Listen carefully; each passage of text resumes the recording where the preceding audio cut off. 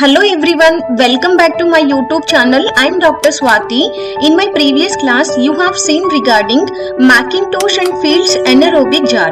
Now in this video, we are going to learn an important microbiology topic, that is absorption of oxygen by chemical methods used for cultivation of anaerobic bacterium. By the end of this class, you can understand principal chemicals used for this procedure and procedure, working mechanism, advantages and disadvantages. Okay, now let's begin our class. First, let us see what is anaerobic bacterium. Okay, anaerobic bacteria means the bacteria can only grow in the presence of carbon dioxide, okay, and absence of oxygen. Remember, anaerobic bacteria can only grow in the presence of carbon dioxide and absence of oxygen. Okay, oxygen is toxic for anaerobic bacterium. If oxygen present means the obligate anaerobic bacteria can die. Okay, so bacteria requires only carbon dioxide for growth. Okay, so what are the examples of anaerobic bacteria means?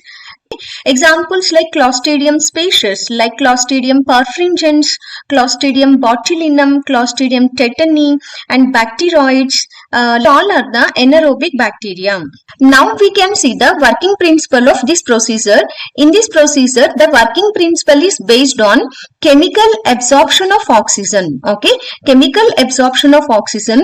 In this procedure, we can use the chemical pyrogallic acid and sodium hydroxide. Okay, remember the chemicals are pyrogallic acid and sodium hydroxide. Okay, when pyrogallic acid is mixed with the sodium hydroxide to form the alkaline pyrogallol. Okay, so this alkaline pyrogallol solution react with the residual oxygen inside this sealed anaerobic jar and finally removes it. Okay, then oxygen is absorbed.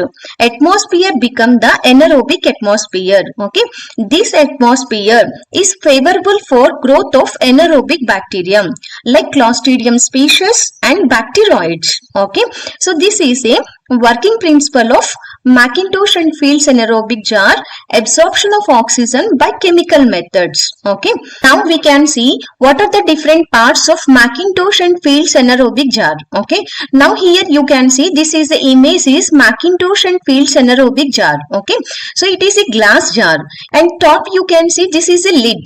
Okay, so lid is not specially designed with inlet and outlet valve. Remember, this lid does not contains inlet and outlet valve. Okay, in previous class we have seen the Macintosh and Field's anaerobic jar.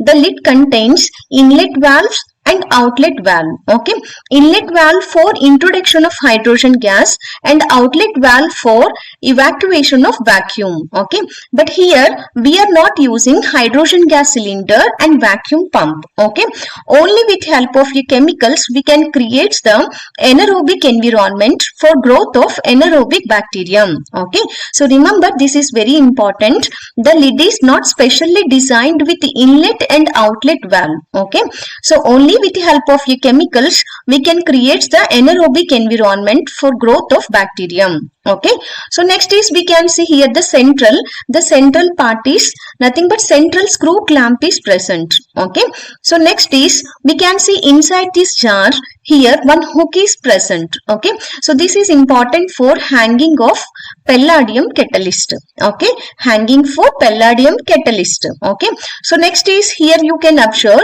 these all inoculated petri dishes. Okay, inoculated petri dishes for growth of bacterium. Next down we can see one small container. Inside this container the black color you can observe here.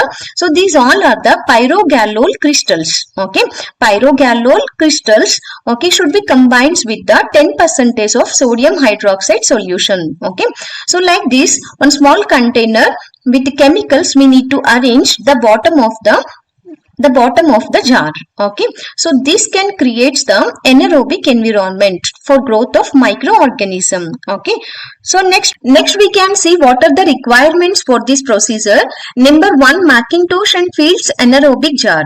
Okay, next culture plates, pyrogallol crystals. Okay, next 10% of sodium hydroxide solution. Okay, so next is small glass container. Okay, next indicator indicator we can use methylene blue or else resazurin indicator. Okay, so next is incubator. Okay, so these all are the important requirements for doing this procedure. Okay, so next we can see how to do the procedure. Okay, how we can culture the anaerobic bacteria inside this Macintosh and Fields anaerobic jar by using chemical methods. Okay, so remember, by using chemical methods we can create the anaerobic environment inside this Macintosh and Fields anaerobic jar. Okay, so here we can see step by step process of procedure.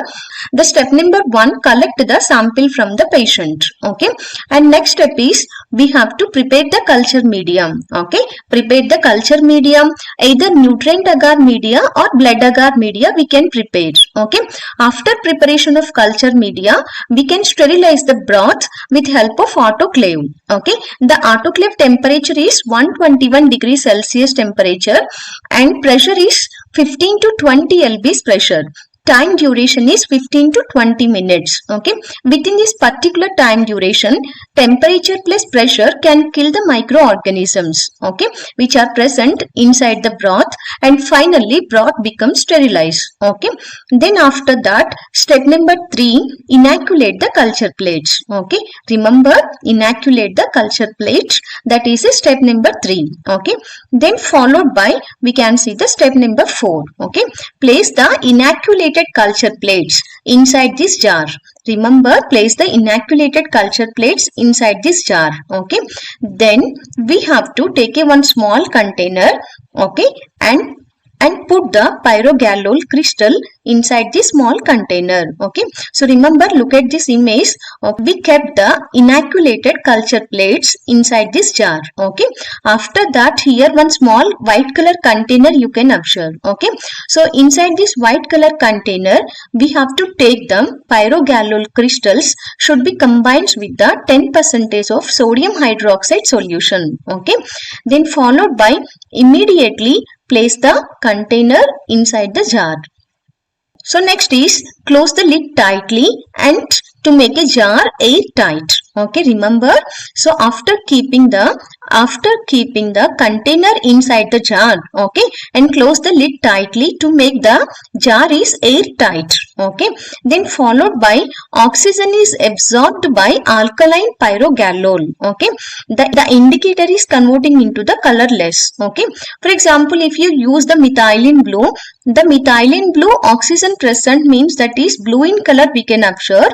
If it is anaerobic condition, the methylene blue is converting into colorless. Okay, or else instead of methylene blue we use the resazurin indicator, means actually the color is pink in color if oxygen is present. Okay, then resazurin in anaerobic condition it is converting into colorless. Okay, indicator turns colorless. Okay, then after that this is a jar is we can incubate into the incubator. Okay, 37 degrees Celsius temperature and 24 to 48 hours we can incubate this inoculated petri dishes inside this jar. Okay, then followed by we can observe the anaerobic bacterial cell growth.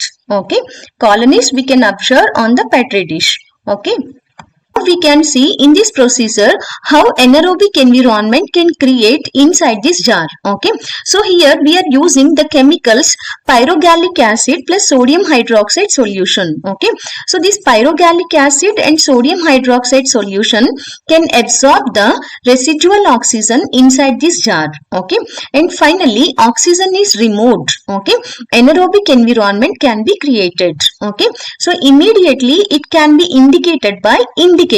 Okay, so indicator we can keep resazurin or else about methylene blue. Okay, so if the resazurin means if oxygen present, the pink color we can see. Okay, if anaerobic environment we achieved in this jar means immediately the resazurin color pink is converting into colorless. Okay, by this we can understand, okay, oxygen is completely removed from this jar. Okay, then it can be favorable for growth of anaerobic bacteria. Okay, so remember this is very important point. Okay, we can see in this procedure we used the chemicals like pyrogallic acid and sodium hydroxide to create the anaerobic environment inside this jar. Okay, not only these two chemicals, we can can also use some other chemicals. Okay, like next one you can see chromium plus sulfuric acid. Okay, we can use chromium plus sulfuric acid. These chemicals also can create the anaerobic environment inside the jar. Okay, so next third one we can see gas pack method. It is envelope contains the 3 tablets. Okay, number 1 citric acid. Okay, next sodium carbonate and sodium borohydrate. Okay, so envelope contains the citric acid, sodium carbonate and sodium borohydrate. Okay, so these 3 tablets can create the anaerobic environment inside this jar. Okay, so by using chemical methods we can create the anaerobic environment. We can use the chemicals like pyrogallic acid and sodium hydroxide, or else chromium plus sulfuric acid we can use, or else gas pack method we can use. Okay, like citric acid, sodium carbonate and sodium borohydrate. Okay, so these all chemicals, any one method we can prefer to create the anaerobic environment inside this Macintosh and Fields anaerobic jar for growth of anaerobic bacteria. Okay, so here we are not using any hydrogen gas cylinder. So next is vacuum pump is not using. Okay, simply with help of your chemicals we can create the anaerobic environment. Okay, this is important.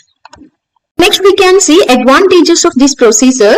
It is very simple method. In this procedure we are not using any hydrogen gas cylinder and vacuum pump. Okay, so here no need of hydrogen gas cylinder and vacuum pump. Okay, so it is inexpensive procedure and everybody can perform. Okay, so next is disadvantages. Compared to gas pack system it is less efficient. Okay, if you want to do this procedure means every time we need fresh chemicals. Okay, then we can perform this procedure. Okay, so these are some disadvantages. Okay, so that's all. Thank you.